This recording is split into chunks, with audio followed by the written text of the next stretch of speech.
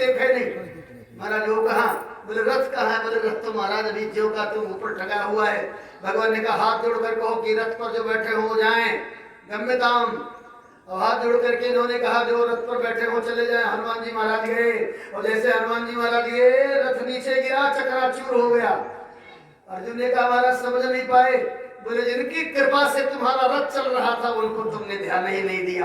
प्रत्येक व्यक्ति को चाहिए, जीवन एक रथ है, इसमें ये इंद्रियों की रस्सी है, मन घोड़ा है, और इस लगाम को गोविंद के हाथ में सौंप दो और अपने पटाखा पर किसी वैष्णव साधु को बैठा दो, हनुमान जी को बैठा दो, बस इस संसार का महाभारत तुम जीत लोगे। ये नित्य महाभारत चल रहा है, इस पर विजय पाना चाहते हो तो भगवान श्री कृष्ण को अपने मन के लगाम को सौंप दो, बस विजय श्री मिल जाएगी।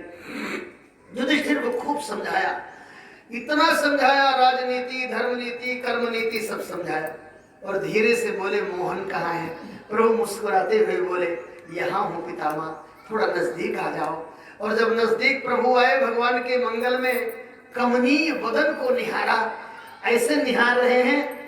भगवान ने भी देखा कि भीष्म पितामह के प्रत्येक रोम में बाण लगे हुए हैं, तो गोविंद की आंखें कुछ रसीली हो गईं, एक दो बूंद भी नेत्र से गिर गया।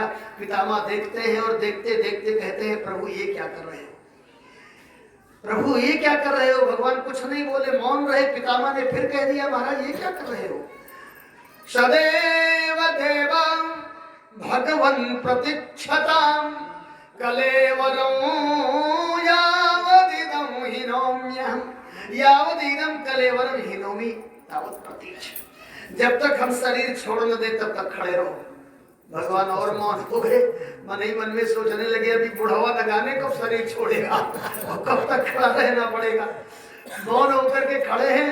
पितामह कहते हैं प्रसन्न हासो रुणलोचनोल्लसत्, प्रभु इस तरह ना खड़े रहो, ऐसा तो हम पूरी जिंदगी देखते चले आए अपने में, एक बार मुस्कुराओ। प्रभु आपकी मुस्कान देखना चाहता हूँ, क्योंकि मैं जानता हूं संपूर्ण महाभारत केवल आपके मुस्कान पर लड़ा गया है और कहीं कुछ नहीं, केवल निहारो। पितामह पूर्व स्मृति में आ गए और न जाने क्या क्या भगवान को कहने लगे। बड़ी सुंदर स्तुति किया है, प्रभु हमने आप पर बाण मारा और इतना बाण मारा, इतना बाण मारा। यहाँ बहुत सुंदर सुंदर बात हमारे विद्वानों ने कहा है। पितामह कहते हैं भगवान आप इतने विलक्षण हो, आपने प्रतिज्ञा किया तो हमने भी प्रतिज्ञा किया, आपने अपनी प्रतिज्ञा मेरी प्रतिज्ञा रखने के लिए तोड़ दिया। और प्रभु एक बात और बताऊं, आप पर मैंने बाण मारा। क्यों बाण मारा? शायद आप सोच रहे होंगे बाण इसलिए मारा क्योंकि मैंने कह दिया था दुर्योधन से कल मेरे द्वारा एक पांडव मारा जाएगा।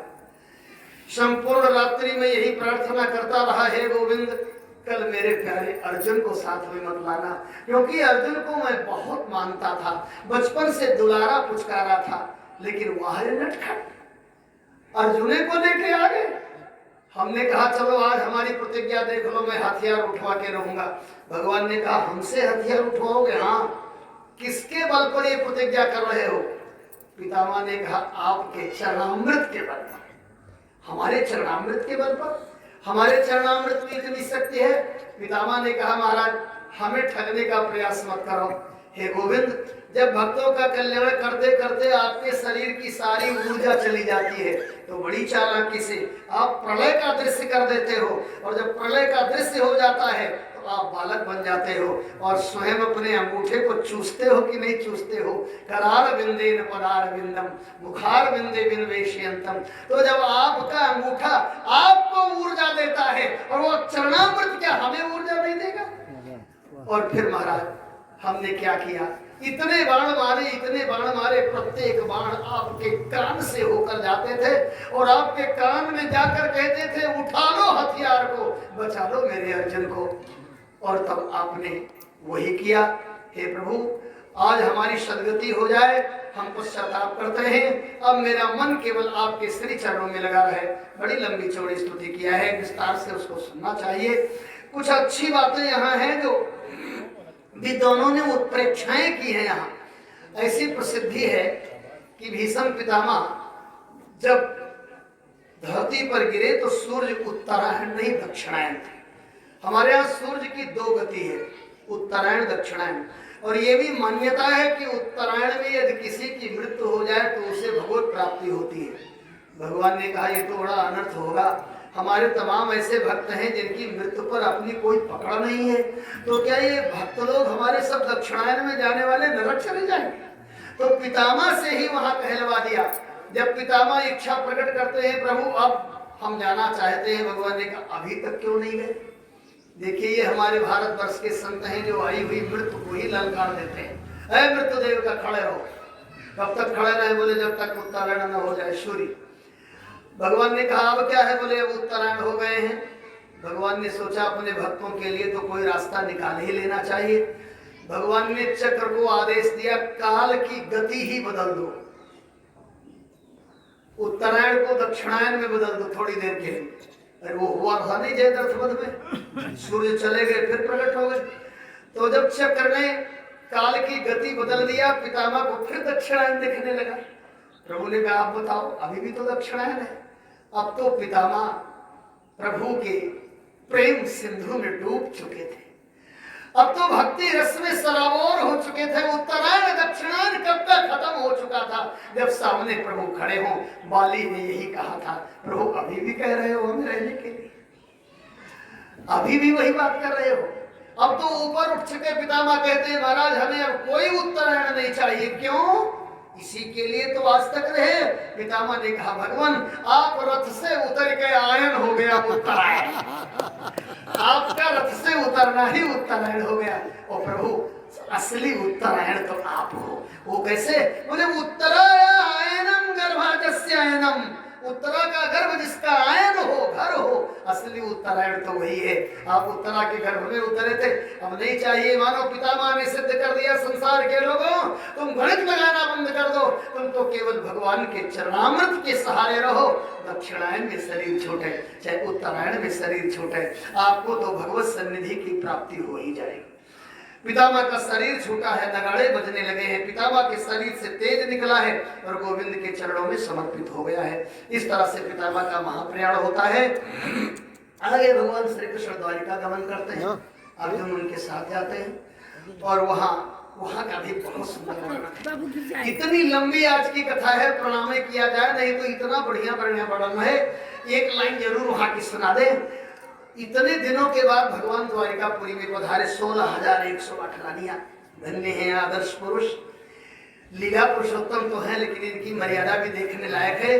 संपूर्ण नारियां अपने अपने भवन को सजाए हैं, इतने दिनों के बाद आए हैं। जैसे कोई परदेसी पति आवे तो पत्नी की तो बहुत इच्छा होती है हमारे कमरे में प्रवेश करेंगे। संपूर्ण द्वारिका निवासिनी नारियों ने अपने अपने भवन को खूब सजाया है, लेकिन गोविंद किसी के भवन में नहीं गए, सीधे देवकी मैया के कक्ष में जाते हैं और वसुदेव जी के कक्ष में जाते हैं। मानो प्रभु ने सिद्ध कर दिया, माता पिता को प्रथम याद करना, दुल्हन को बाद में याद करना, पहले माता पिता को याद करना। और फिर समस्त नारियों ने देखा कि अनंत रूप धारण करके प्रभु ऐसा लगे नहीं कि किसी के भवन में ना आए हो। अर्जुन वहां से लौटते हैं दुखी होकर, निराश होकर के। वो भी प्रसंग बड़ा सुंदर है। और इसी बीच में परीक्षित का जन्म हो जाता है। परीक्षित ने जन्म लिया, कथा बड़ी लंबी है। परीक्षित जन्म लेते विद्वान लोग आए, नामकरण रख दिया, इनका नाम विष्णु रात होगा। विष्णुना आराता रक्षिता विष्णुराता, देवरात भी है, देवेना आराता रक्षिता देवराता। इनका नाम देवरात विष्णुरात होगा, लेकिन इनकी कुंडली में काल सर्पदोष है, इसलिए सांप काटने से मृत्यु होगी। महाराज सुखदेव जी पधारेंगे, कथा सुनाएंगे, बड़ा बड़ा कहा ये उसी नरेश की तरह होएगा, दानी होएगा, सब कुछ कह के चले गए हैं। परीक्षित धीरे धीरे बढ़ने लगे हैं। इसी बीच में एक और बड़ी सुंदर चर्चा आती है। विदुर जी पधारे और विदुर जी ने धृतराष्ट्र से कहा प्रणाम भैया। बोले आओ विदुर। भाभी प्रणाम। आओ विदुर, समाचार क्या है? विदुर जी समाचार नहीं सुना है, व्यंग बोलने लगे, बड़े नीच हो, बड़े अधम हो, कुत्ते की तरह टुकड़े खा के पल रहे हो। बोले बोल लो, अच्छी बात कह रहे हो, हमें बहुत मानता है युधिष्ठिर, हमको भोजन कराने की बात ही करता है। भीम कभी कभी व्यंग बोलता है कि बुढ़ा कब मरेगा, हृदय फट जाता है, लेकिन अब क्या करूं, कहाँ जाऊं, अंधा हो गया हूं ना। विदुर जी ने कहा हमारे साथ चलो। कहाँ ले चलोगे? बोले हम जहां ले चलेंगे चलोगे। आधी रात का समय विदुर जी चले। विदुर जी के कंधे पर हाथ रखा है धृतराष्ट्र ने, धृतराष्ट्र के कंधे पर हाथ रखा गांधारी ने। और ऐसी कथा भी मिलती है कि गांधारी के कंधे पर एक और हाथ आया।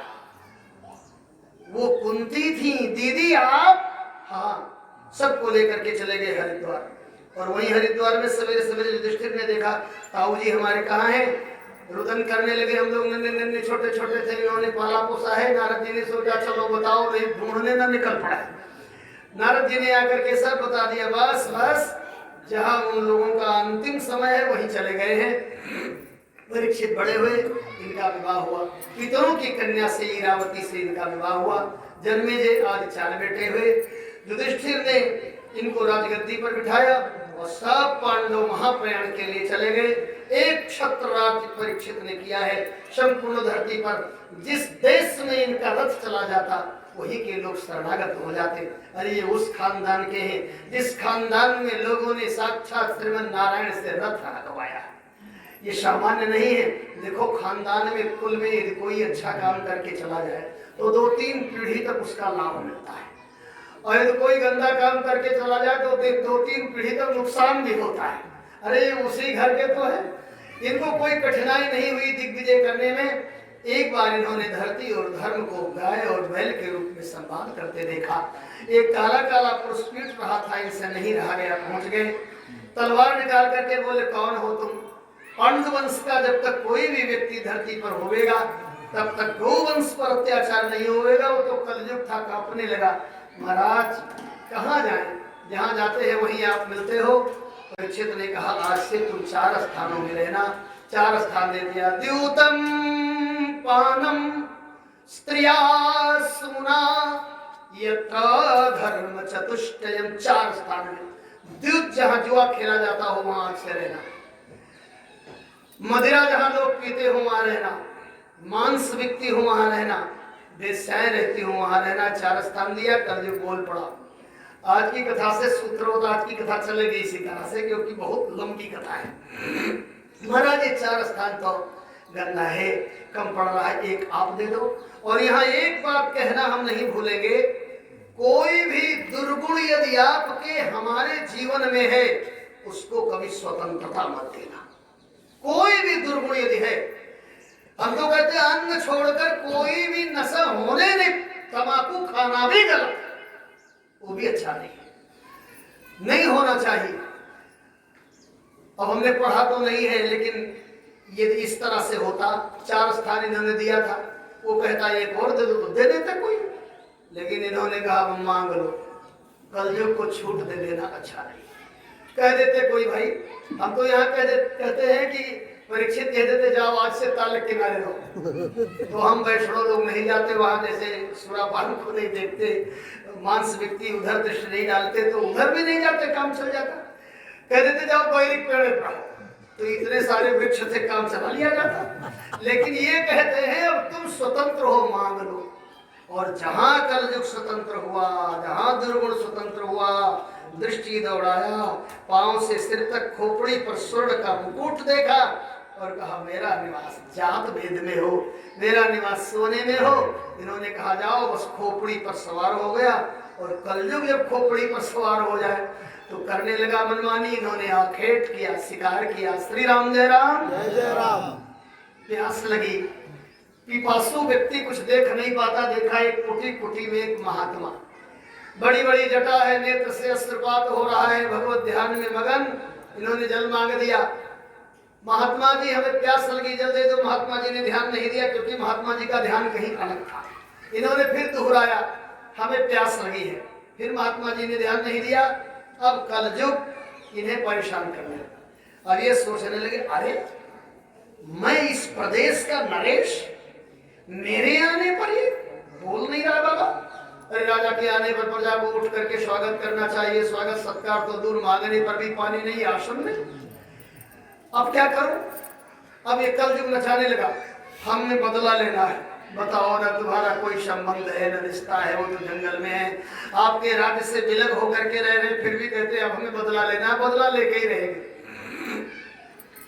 होनहार बड़ा विचित्र होता है, ये ठग है, ये ढोंगी है, और यही कलयुग का लक्षण है। आप लोग भी सुन लीजिए, जब माता पिता में दोष दिखाई देने लगे तो समझ लो कलयुग खोपड़ी पर सवार है। अकारण किसी संत में, किसी महात्मा में, किसी विचारक में, किसी ज्ञानी में आपको दुर्गुण दिखाई देने पड़े, आप अकारण क्रोध करने लगो तो समझ लो कलयुग सवार है। यही कलयुग का लक्षण है। एक मृतक सर्प को लेकर के आए, मरे हुए सांप को, और इनके गले में डाल दिया। यदि वही कोई पूछ देता, कहिए श्रीमान जी, परीक्षित जी, हाँ वो सांप डाल देने से पानी मिल गया, प्यास बुझ गई? तो कह देते नहीं, प्यास तो नहीं बुझी। फिर ये क्या किया? बोले इसी को मत्सर कहते हैं, इसी को ईर्ष्या कहते हैं। प्यास जाए न जाए, लेकिन हमें जो करना है हम करेंगे। अच्छा, परीक्षित से एक और प्रश्न किया गया होता, भगवान सांप ही डालना था तो जिंदा सांप क्यों नहीं डाला? जिंदा सांप डालते तो कम से कम सांप हलचल करता, तो लगता कि कुछ गले में है। वो तो मुर्दा सांप डाल दिया तो महाराज को लगा कि कोई माला पहनाया होगा। परीक्षित जी, आपने जिंदा सांप क्यों नहीं डाला? तो परीक्षित एक के उत्तर देते कि जिंदा सांप डालते तो क्या हम जिंदा बचते हैं? जिंदा पकड़ते तब तो डालते, तो मुर्दा क्यों डाला? बोले इसी को ईर्ष्या कहते हैं। हमें प्यास लगी रहे लेकिन इनको तो मजा मिल जाए। सांप डालने के बाद ये अपने भवन में आते हैं और भवन में विश्राम करने लगे। जैसे मुकुट उतारा, इनको स्मरण हुआ, आज हमसे बहुत बड़ी गलती हुई है। एक संत को मैंने परेशान किया है। इधर छोटा सा बच्चा शमीक ऋषि का श्रृंगी ऋषि बालकों के साथ खेल रहा था। किसी ने सूचना दिया, आपके पिता को श्राप मिला, वो आपके पिता को के गले में सांप पड़ा है। बालक गया और हाथ में जल लिया। यहाँ जरूर ध्यान दीजिएगा, बालक किसका बालक है? संत का। हम लोग भी कभी कभी क्रोध में आते हैं तो सारे संबंध, सारी मर्यादाएं भूल जाते हैं। आपने दो सगे भाइयों को लड़ते जरूर देखा होगा गांव में। दो सगे भाई एक ही माता पिता से उत्पन्न हैं, और जब लड़ाई करते हैं तो वो उनके माँ बहन की गाली देता है, वो उनके माँ बहन की गाली देता है। सारी शिक्षा, सारे संबंध चले जाते हैं। बालक है, संत का बालक है, श्राप देने जा रहा है, लेकिन कितनी मर्यादा है। क्या बोला? इति लंघित मर्यादम तक्षका सप्तमे आहानि दंक्षयत्यस्म कुलांगारम चोदितो में ततद्रुहम। इस श्लोक का अर्थ सुनिए। इति लंघित मर्यादा, ये नहीं कि अनाप शनाप बोलने लगे। हे राजन, आपने मर्यादा लांघ के काम किया है। हम मानो ये कहना चाहते हैं, आप तो उस खानदान में उत्पन्न हुए हो जहाँ इतनी मर्यादा थी कि संतों का इतना आदर होता था कि जहाँ दुर्वासा जैसे ऋषि आए और उनके भी भाजन हो गए लोग, लेकिन अमर्यादित नहीं हुए। उस खानदान में उत्पन्न होने के बाद ये करते। ये मर्यादा शब्द बड़े काम का है। कोई भी जीव मर्यादा में रहे, कोई स्त्री मर्यादा में रहे, पुरुष मर्यादा में रहे, अरे और तो और पशु मर्यादा है। दरवाजे पर कुत्ता बैठा मर्यादा में रहे, आपके रोटी के सहारे बैठा है, आप डंडा नहीं मारोगे। और जैसे मर्यादा तोड़कर घर में घुसने लगेगा, आप चुपोगे क्या? कोई भी जीव मर्यादा में रहे। राजन, आपने अमर्यादित काम किया है, इसलिए तक्षक सप्तमे आहानि, 7वें दिन तक्षक सर्प आपको डस लेगा। दंक्षयत्यस्म कुलांगार, कुलांगार, अब तो तेरी जीवन लीला समाप्त हो जाएगी। इतना श्राप दे करके दौड़ा दौड़ा पिताजी के समीप में आया, रुदन करने लगा, जोर जोर से रोने लगा। पुत्र के रोने की आवाज को सुन करके पिता कहता है, क्या हो गया बेटा? सारी घटना बता दिया, ऐसे ऐसे मैंने श्राप दे दिया। धन्य है ऋषि जी। आजकल का कोई पिता होता तो कह देता, मेरे पुत्र 7 दिन का मौका क्यों दिया? 7 दिन में तो राजा ठहरा मरवा देगा हमें, तुमको तो श्राप देना चाहिए, 7 मिनट में मर जाओ। लेकिन वो महात्मा जी कहते हैं, राजा में और भगवान में कोई अंतर नहीं होता है। राजा में भगवान का अंश होता है, तुमको ये श्राप नहीं देना चाहिए। महात्मा जी से नहीं रहा गया, इन्होंने एक विद्यार्थी भेज दिया। परीक्षित जी ने मुकुट उतारा तो सोच रहे थे कि आज मैंने बड़ा गलत काम किया है। इतने में वो बालक आ गया और कहा, राजन आपको श्राप मिला है। श्राप का नाम सुनते ही परीक्षित जी घबराए नहीं। यही भगवत कृपा है। ये नहीं हुआ कि बहुत व्याकुल हो गए हो, घबराए नहीं। और परीक्षित कहते हैं, धन्य हो ऋषि कुमार, आपने बहुत अच्छा किया। मैं मरने के लिए तैयार हूं और तक्षक कहाँ है? इसी समय तक्षक आवे और हमें डस ले, फिर कभी कोई राजा किसी महात्मा के प्रति ऐसा दुर्व्यवहार न करे। इसलिए मैं मरने को तैयार हूं। मैंने किया क्या आज तक? और जो परीक्षित सोच रहे हैं, हम लोगों को भी 24 घंटे में एक बार सोच लेना चाहिए। परीक्षित कहते हैं, आहा जन्म गतौ च निरर्थकम नय जन्म भजनौ चकृतम हरे न गुरुपाद सरोरुह चिंतनम प्रतिदिनम जठरस्य विपोषणम। ये सबको सोचना चाहिए। आहा मेरा जन्म बेकार हो गया, ना भजन किया, ना पूजन किया, ना गुरु चरण चिंतन किया, ना धर्म कर्म किया। क्या करता रहा? प्रतिदिनम जठरस्य, पेट भरने में लगा रहा। केवल पेट भरने में, आज भिंडी, कल करेला, परसों लौकी, इसी में लगा रहा और ये भरा नहीं। जब से हम लोग पैदा हुए इसी को भरने में लगे हैं और ये भर नहीं पाया। ये सोच करके और एक क्षण में अपना घर द्वार छोड़ दिया। इनको देरी नहीं लगी, गंगा जी के किनारे आए, जहाँ बड़े बड़े साधु महात्मा हैं, उनके चरणों में प्रणाम करके बैठ गए, हाथ जोड़ करके बोले, भगवान 7 दिन में जिनकी मृत्यु होनी है उनको क्या करना चाहिए? अलग अलग साधु महात्मा बैठ करके विचार कर रहे हैं, इनको क्या कहा जाए। अपने अपने मति के अनुसार लोग इनको सुझाव देने लगे। इन्होंने कहा, एक काम करो, आप लोग भगवान की कथा हमको सुना। गंगा जी के किनारे बैठ करके, संतों आपसे यही प्रार्थना है, हमें भगवान की कथा सुनाओ। अब जितने संत वहां थे सब कथावाचक ही थे, ऐसा कोई नहीं था जो कथा नहीं सुना सकता था। भगवान ने सोचा ऐसा ना हो लड़ी जाए कि पहले हम सुनावेंगे, पहले हम सुनावेंगे। सब कथावाचक बैठे हैं तो जल्दी सुखदेव जी को प्रकट कर देना चाहिए, नहीं तो ये जितने कथावाचक हैं यही लोग लड़ाई करेंगे। और तब हमारे व्यास जी कहते हैं, तत्रा भवद भगवान व्यास पुत्र। देखते देखते श्री सुखदेव जी महाराज आ गए।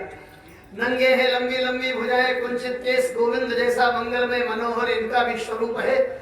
रोम रोम से श्रीमद् भागवत के श्लोक प्रकट हो रहे हैं। और देखते देखते आगे इनके पीछे सन्यासी दौड़ रहे, जोगी दौड़ रहे, वैरागी दौड़ रहे, नारियां दौड़ रही, बालक लोग दौड़ रहे हैं, क्योंकि ये सबके लायक हैं। देखते देखते पहुंचे, सुंदर आसन लगाया गया था। ना सुखदेव जी ने किसी से पूछा, चढ़ के उसी आसन पर बैठ गए। मानो भगवान ने पहले से ही निश्चित कर दिया कि आपको किसी से कुछ पूछना नहीं है। सब लोग सुखदेव जी का चरण वंदन करते हैं, प्रणाम करते हैं। लोगों ने परीक्षित को भी इशारा कर दिया, आप इनसे पूछो जो पूछना हो। परीक्षित जी हाथ जोड़कर पूछने लगे, अतः पृच्छामि संसिद्धिं योगिनां परमं गुरुं पुरुषस्य यत् कार्यं म्रियमाणस्य सर्वथा। जो म्रियमाण है, मनुष्यमाण है, जिसकी मृत्यु निश्चित हो गई है, उसको क्या करना चाहिए? हे ज्ञानियों में श्रेष्ठ, उनको क्या करना चाहिए? श्री राम जय राम, जय जय राम, श्री राम जय राम, जय जय राम। सुखदेव जी ने कहा, बुद्धिमान अभी हम बैठे नहीं तब तक आपने प्रश्न कर दिया। अरे 10-5 मिनट के बाद में प्रश्न करते, अभी तो हम बैठे